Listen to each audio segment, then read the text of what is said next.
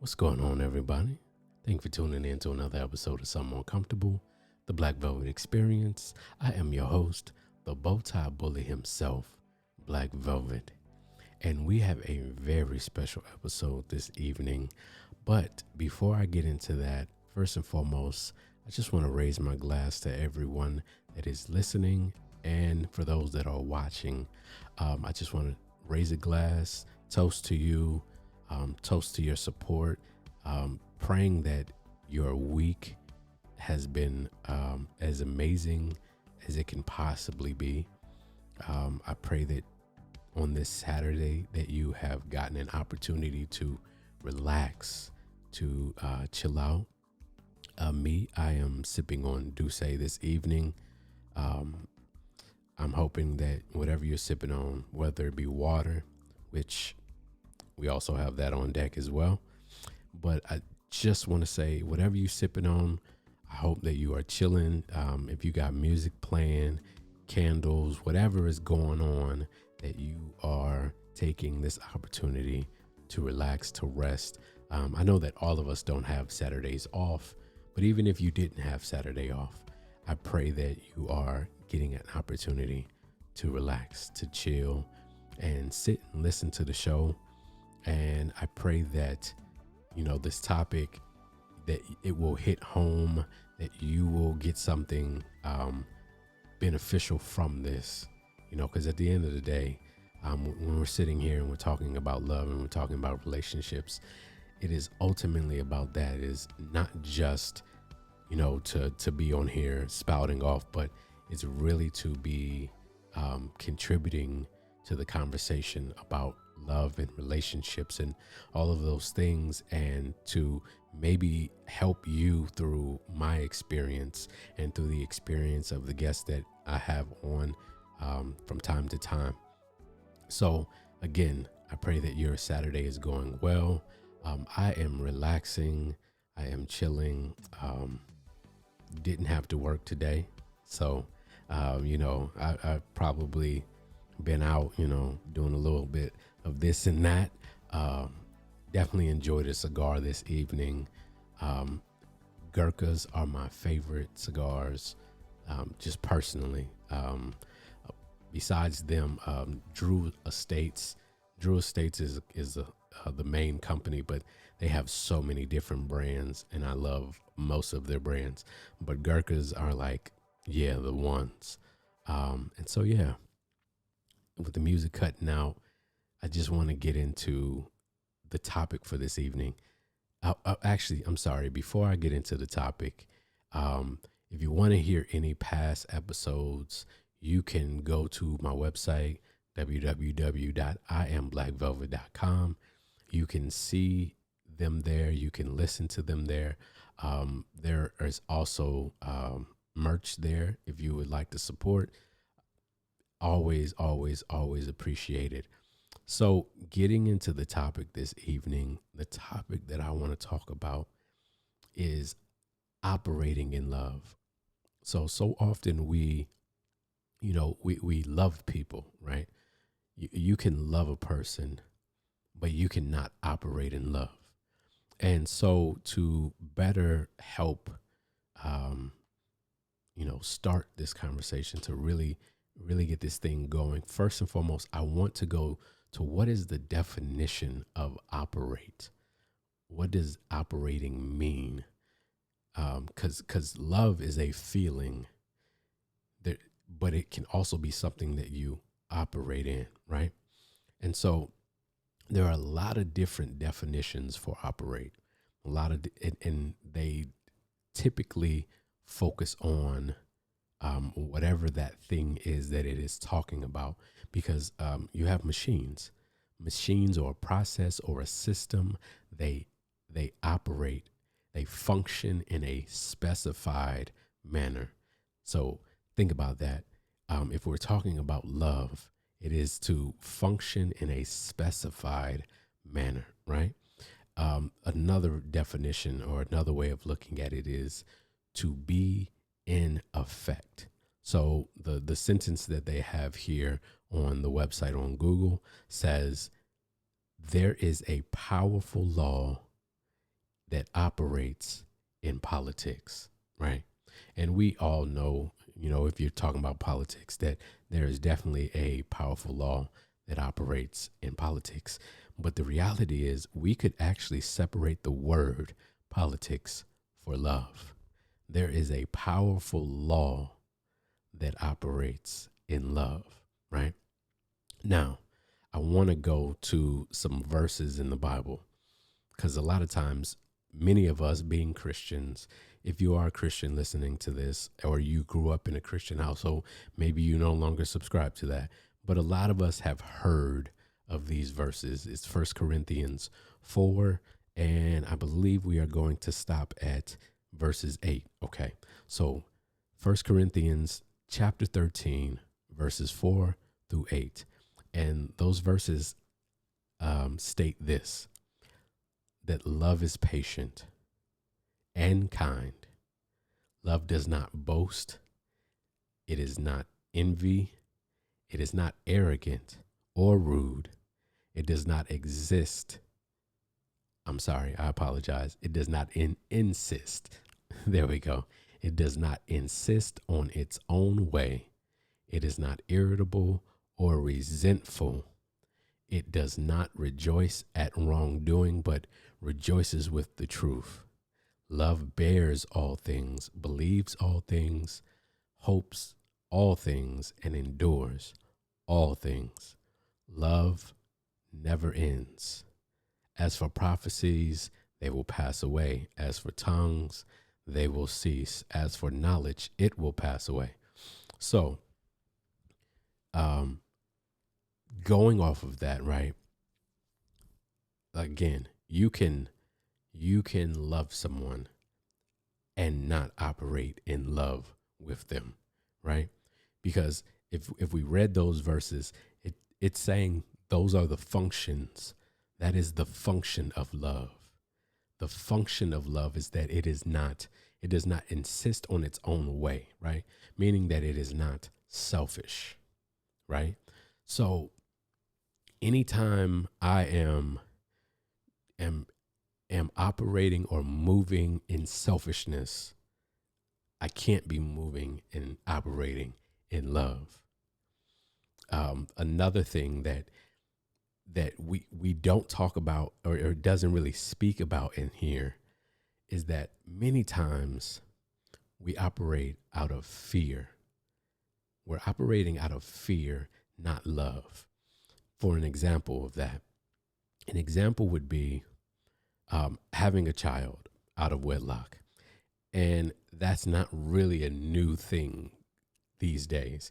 Back in the day, it was way more frowned upon, way more frowned upon. Society viewed you in a certain light. Not to say that there aren't still many, many people that operate in that capacity, that still, judge you or think of you differently or less of you because, you, and I don't want to even say that it's a mistake. You made a decision, right? You made a decision, maybe not taking all of the consequences into in mind, not really thinking about what the consequences could be of that action, right? Now, you getting married because of the kid, because you had a child, that is not operating out of love. That is operating out of fear. And the reason why you're operating out of fear is because, oh my God, what will my mom think of me? What will my dad think of me? What will the people at the church think of me? The pastor or sister, Odell or whoever, right? And so you're not really operating in love. And so therefore, if you get married, it's not to say that that thing cannot still ultimately be worked in a way that will end up being wonderful, end up being a beautiful marriage, end up being a beautiful situation. But the reality is that many times it doesn't.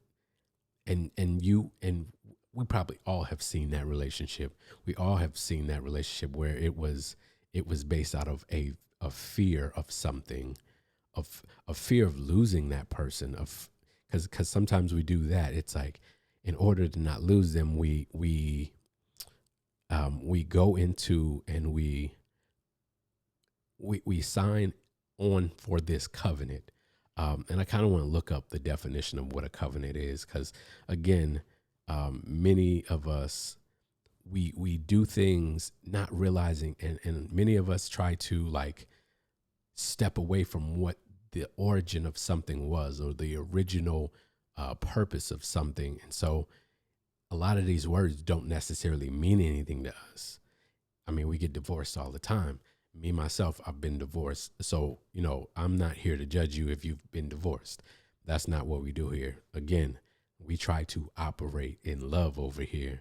And so there is no judgment in love. I cannot be judgmental of you, seeing as that I am human just as you are human, and have made mistakes in relationships the same way that many of you have. So, but the definition of a covenant is an agreement. It is an agreement. There was a covenant between them that her name would never was never to be mentioned. So basically, that's an agreement. It's saying, hey, me, as long as as long as whatever is going on, don't you ever bring my name up. You dig what I'm saying? Don't let my name come out your mouth. Facts. Like, you know what I mean? Like we know, we have heard somebody say that before. We may not have realized that was a covenant, but once you agree to it, because many times we're just saying it out of like, like an intimidation factor, like you keep my name out your mouth. But the agreement is that it's a contract, right? There's a definition here, and obviously Christians or whatever in theology is basically an agreement which brings about a relationship of commitment. Now, in this particular case, this is between God and his people, but that's what being married is. Being married is an agreement. It is bringing about a relationship of commitment between two people, right? It is saying, I am committed to you and that you are committed to me, right? So going back to love, it's like, if I am, I can, so, okay, I want to, because I'm trying to figure out how to get the words that I want to say properly when it comes to this, because I think many times it's like, as humans, we don't like change, right? Which is so funny because like marriage is a huge change, a huge change, whether we realize it or not. I have said to you, to my wife, I am agreeing in front of all these people that I am committed to you. I have signed this contract saying that I am committed to you. Rain, sleet, snow, hail, I am committed to you and us and this relationship, right? And so in that, there are certain things that are expected of me. And in that expectation, there needs to be a level of understanding that in order for that thing to remain, right? Because if I stop operating in love and I operate out of fear, or I operate out of anger, or I operate out of, it can destroy the relationship. We could stay married, but I know of many people, I'm sure y'all probably know at least a few folks where they don't live in the same place. They don't live in the same house. They don't live in it. And it's like, and it's because they couldn't ever get that thing moving in love. And honestly, sometimes it's out of love that you that you separate from one another, realizing that what I am doing, and maybe I haven't worked out that in myself, you know, the proper behavior or the proper temperament, because again, we all have our way of doing things, and marriage is definitely one of those things that you're bringing your stuff and I'm bringing my stuff, and it's like, and this is the way I operate, and you have the way that you've been operating and the way that you've been moving in your life, right? And now we're bringing that together, and sometimes that really rubs each other the wrong way. And if you don't have enough compromise, you know, because you can become so rigid to the point where you're unmovable.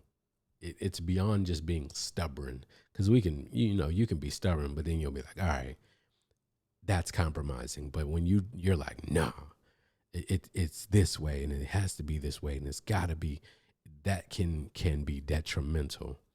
um Another thing that it said, that this set talks about with love, is like, it's being patient and kind, and that is not always easy. It is not, and it's, none of these are truly easy. It's not ever, it's not, I'm not here saying that these are easy things, that you never get irritable, because I feel like that's almost literally impossible. But there's a difference between a moment of irritability or a moment of resentment. But at some point, you have to let that go and continue to move and operate in love, because the reality is, what happens, you keep moving in resentment, and it grows, and you focus on that resentment, and it gets bigger and it gets bigger and it gets bigger, because literally, like everything else, what your energy, what you focus on, that's where the energy flows. So if you focus on resentment, if you focus on, well, you did this thing, um where is it at, it doesn't keep a record, it doesn't keep a record of wrong, because that's another thing. We're all humans, right? We are all humans. We all are going to make mistakes. We're not always going to say the right thing, say it the right way, say it at the right time. It just is. But it's one of those things where I shouldn't have a notebook. Um, February, remember on this day, at this time, you had said this, and this to me, and it made me feel this way. And then you did it again in March or of the next year. It can't be that. That's not operating in love. Another big thing for me, when I think about things like that, is while we're together, right? We are both still moving. We both still have our purposes. And a lot of times we don't even think about that or bring that up when it comes to marriage, is that we both still have purpose. And it's not just to be married. We have agreed to be married, but that's not our purpose. Our purpose isn't to just be married. Our purpose isn't just to have kids, because if we had none of those things, we would still have purpose. Our very existence on this earth means that we have purpose, that we have something that we are here to do.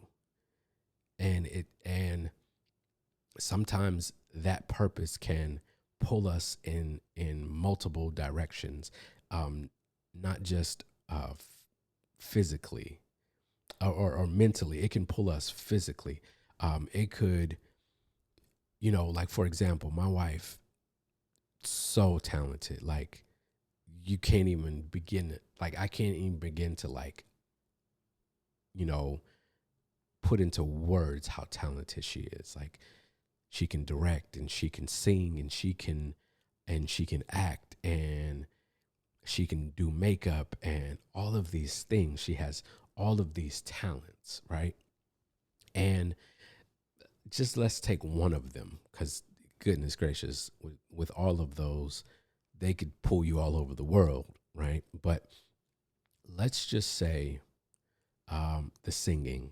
She, we have had this conversation, and she has mostly said that not necessarily wanting to be in the spotlight in the front, but more of a backup singer. Like she enjoys that. She has done it in the past and enjoys that piece, right?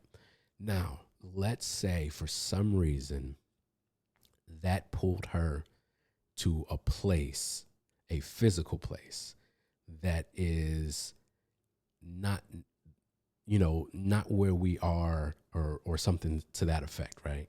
It's not, it pulls her to another state or another country if that is the case. For me personally, I would do everything in my power to make that work, to move, per- preferably physically with her wherever she was going. I would go there, especially if it was a situation where like she was making more than the two of us make together by herself. I would make that sacrifice. I would, because really that's part of operating in love is the sacrifice. There is a sacrifice that many times is going to be made when you love somebody. Um, we do it for our children. We make sacrifices. Me and my wife, like, we're not currently in the same place. We had that episode, long distance relationships, and this the time, the money, like the effort to consistently be in my daughter's life is a sacrifice that I have always been willing to make because I love her and I know the importance of my presence in her life, right? And so that is another way of love. It's things ain't always gonna go your way. You know what I'm saying? Things in this life are not always gonna go your way. That job ain't gonna always come at the right time. It's not always gonna be in the place that you want it to be. Um, you know, again, her gift may open up doors and make room for her. And who am I to tell not only her, but to tell God that, no, God, this ain't the right time, or I don't really like that location, God. You know what I mean? Like, because again, I can't I can't think of a place at this very moment, but Europe or something like that. If it pulled her to Europe, I'm gonna be living in Europe. You know what I'm saying? Because my love and the way that I operate would not allow me to, one, not want to be where she is, and not make that sacrifice to try my best, my damnedest to be where she is. And so, yeah, that's really what this episode is all about. It is just, wanting people to think about that. Think about, are you operating in love? Are you being kind? And listen, again, I use me as the example. Am I always kind? No, I'm not. I'm not always kind. Um, and I could make every excuse in the world for why I'm not. It's not justifiable. I could go back to my past and the way that I saw my parents operate, or the way that I, saw the relationships that I grew up around. I could use those, and I don't want to use those. Um, so for me, it's like I know that there are things that I need to do to be better, to work on that. And that's me operating in love. It's me being able to say, you know what, this thing isn't right, and it isn't your problem to fix. It is mine to fix. Because at the end of the day, that's something that I need to be doing if I want to, have you always know that I love you. You know what I mean? Like, in my personal case with my wife, like that kind of stuff, like being irritable. It's I can't begin to tell you like the year. I mean, because everybody is like COVID and all that stuff, but like COVID has done. It's not even just COVID. There's a bunch of other things that have changed the landscape of my particular field, and it has created a major issue. And even in my field, there are only so many places in the United States right now that are like jobs are really available, right? And so that is very, very difficult thing, and it works on me because me being the man that I am, I can't speak for any other man or how any other relationship works, but for me to be able to provide for my family is like number one priority to me. It is always going to be one of my highest priorities, is making sure that there isn't anything that they need, and sometimes anything that they want, but definitely anything that they need. And so it's very difficult because and part of that, I can be honest, I can be transparent and say that part of that is pride.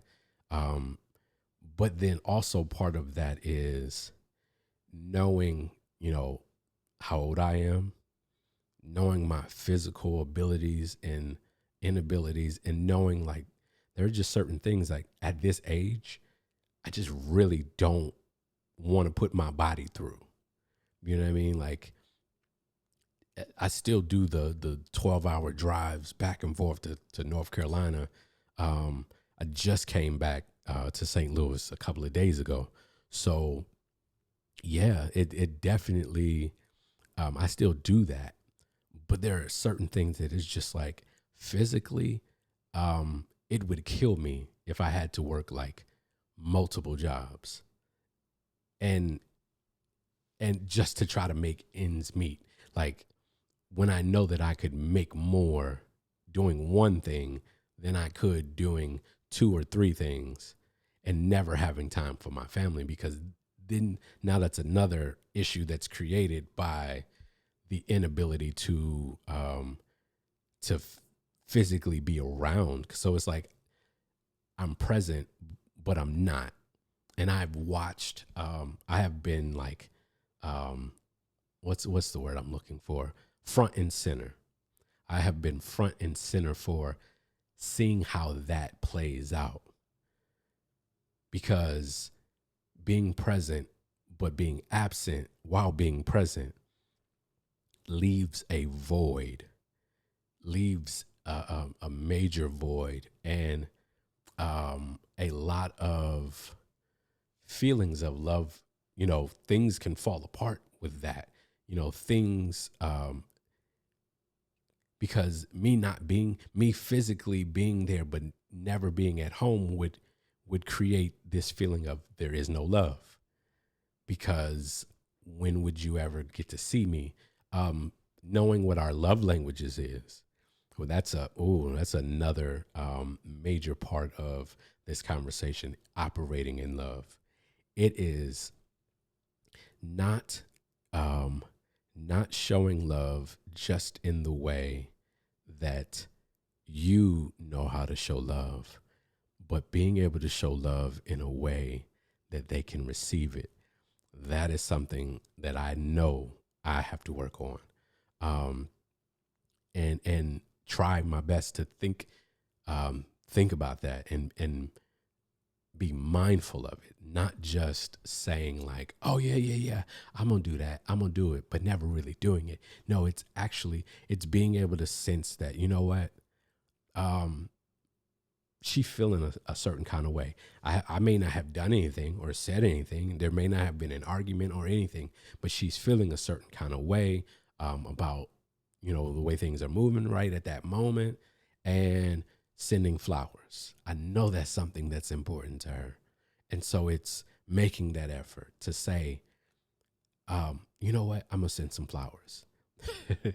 Recently just had that, actually had that situation, and then I was so irritated because sadly the reality is, being far away, like if I was right there, I would literally just go buy flowers and pick them up and bring them to her, like while I'm at the grocery store, after I've like called her or asked her what she wants.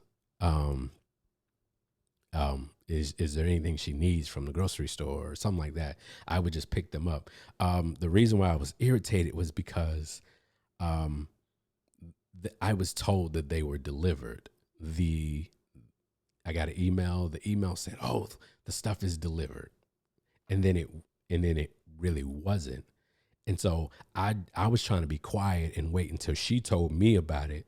But then I started being like, "Hey, hours started going by and she never said anything." And I was like, excuse me, hey, you didn't get a package today? And she was like, no, didn't get a package. And I was like, I was, yeah, I was heated, to say the least. I was extremely frustrated by the fact that you told me something that was not true, that I realized that if we were face to face, I would have known they got delivered because I would have handed them to her myself, as opposed to them being delivered the next day.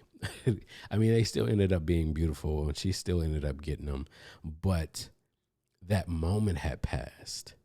That So even though they came and she still was appreciative of them, the moment had passed. Um, when they really would have had the most impact. You know what I mean? Um, but again, enough about me and my relationship. But no, to kind of wrap this whole thing up, it is understanding what we are signing up for, not just in marriage, because even in the beginning of it, when we're courting and all of that stuff, it's understanding what you are signing up for. You are signing up for more than just um, going on dates, buying food, things like that. Like many times, okay, I'm gonna talk one more time about my relationship. But like there were moments when like when I was closer, when I was on the East Coast, and um, I didn't like the way that she was eating. And so every time I was near her, I was trying to feed her from the house. You know what I mean? Like I take great joy in knowing that, one, that she's eating something that is made from love, with love, um, and like filling her belly with something that is, I know, gonna be good. You know what I mean? Because again, too many times, and we all know, you order something or go buy something from somewhere, and it may have been fire. It could be the same place, and it may have been fire that first day, and then you go back a week later, and it's a different person in the back or something, or the ingredients are not as fresh or whatever, and now it doesn't taste as good. But it's like, I know I made this. This is fresh. This is from scratch. And you know what I'm saying? But yeah, no, we have to understand what we are signing up for, and realizing that while, yes, loving a person is amazing, um, it's how we show that love, how we operate in that love, that's far more important. because the words I love you, while they feel good to be heard, it is not necessarily more important because both are important, both are necessary, but the operation of love, the application of that love is so much more um, reinforcing. There we go.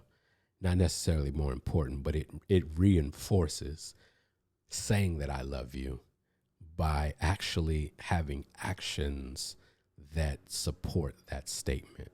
So it is all of the small things. It is the sacrifices. It is, excuse me, it is all of those little things that we do, because First Corinthians only has a few things in there of what it isn't and what it is. Like it's supposed to be patient and kind. It is not envy. It is not boast. It is not arrogant. It is not rude. It is not selfish. It is not hey, I love you as long as how what you're doing and how you're doing best serves me, because that's not always going to be the case. You know what I mean? It's loving because I love you and not because of what you always do for me, because that's a kind of a selfish thing, or things going my way all the time. That's more selfishness than it is love. And at some point people can get burned out. You know what I mean? There are some people that are fine with that love and those relationships, go and go and go. But for many of us, a selfish love is definitely not a love that we want to experience. Again, you know, being irritable or resentful is definitely not something that you can't live in that. 20 years ain't gonna last on that. 20 years won't last on being irritable or resentful. Um, it does not rejoice in wrongdoing, but rejoices with the truth. Um, it bears all things. That's that's a lot. And I realize that it is, and that's why it um because divorce is so much easier, and just giving up is the easiest route. As human beings, we like to take the easy way out. The easiest route, we generally try to take that. The one that is most comfortable, we always try to take that. The one that doesn't require any change, we try to take that. So if I can be as irritable as I want to be, and and I and you don't like it, I will keep searching until I find somebody that's fine with me being irritable. But that's not love. Love is saying, you know what, you're right. Maybe I need to change that. Um, it's being patient. If I'm always impatient, it's working on my impatience to gain patience. But many of us, we don't want to do that. And so it's like, you know what? I quit. And again, we may not be writing down every wrong thing, and then it builds up until we're done. Um, but ultimately, it is that. It is mentally, you're writing it down, and that's another tick, and that's another tick, and that's another tick until you decide I'm done. And again, I need you to understand, this is definitely not physical, emotional, mental, spiritual abuse that I'm talking about. That, because if it's that, run, run. If it is that, and there are far more negative and bad days and situations, you might need to run.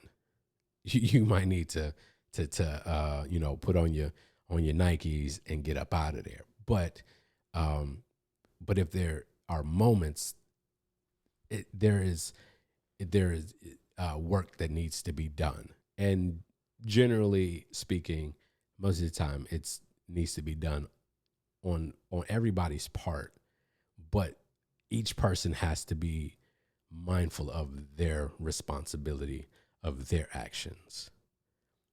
You know what I mean? Not, oh, well, you did this, so I'm going to do this. You know what I mean? It's not responding to um, your bad attitude with a bad attitude, because it just breeds this, and now it's not necessarily a knockdown drag out, but raised voices and a lot of hurt feelings, because a lot of times in our anger, in our feeling a certain kind of way, our minds want to protect us. Even emotional pain feels like an attack. It feels like that fight or flight. And so we say words and do things to try to push what we perceive to be the threat away from us. And so it definitely need work on that. It hopes all things and endures all things. Going back to talking about what love does and how love operates and how love moves. And yeah, again, a lot of that stuff, a lot of love, period, just takes time and effort and a lot of patience. It does. It takes a lot of patience. It takes a lot of effort to on your own part to work on your stuff, because we all bring something. Anybody that says they have absolutely zero baggage is probably lying to you. Not to say that it's impossible, because obviously there are exceptions to every rule, but the reality is most of the time, all of us have some type of baggage from our parents, something that they did, said. They could have a beautiful marriage or a beautiful relationship, but the way that they interacted with you may affect how you trust people. Like me, I know based on things that my father did when I was young, when I was really, really young, have still affected me to this day. And it makes it very difficult to trust people at their word. Like, their word means very little to me. I'm always watching what they actually do, not the things that they say. Many times, in a way, that's kind of still like being a child in that space. Like I froze in that space, because essentially that's kind of how kids are. Kids aren't, and kids don't become what you tell them to become. They become what they see. Now, it could be more towards the bad or more towards the good. Like, I could see good and I could become good, or I could see bad, I could become bad, or I could see your bad and then try to run in the opposite direction. Though many times it pushes us to extremes. But either way, with all that being said, I just want to say to everybody out there to think about how you operate from day to day in your relationships.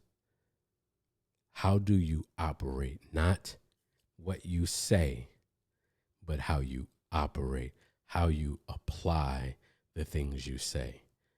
You know what I'm saying? Because it's no different than my weight. If my weight is a certain way and I say, I want to lose this weight, what am I doing? How am I operating to lose that weight? Right? We can understand it. That seems like a pretty simple thing. Um, and just like with love, losing weight is not really as easy. Like, it is easy. Like, you can tell a person, like, look, this is all you got to do. It's this, and this. But that doesn't mean that it's easy to actually apply it.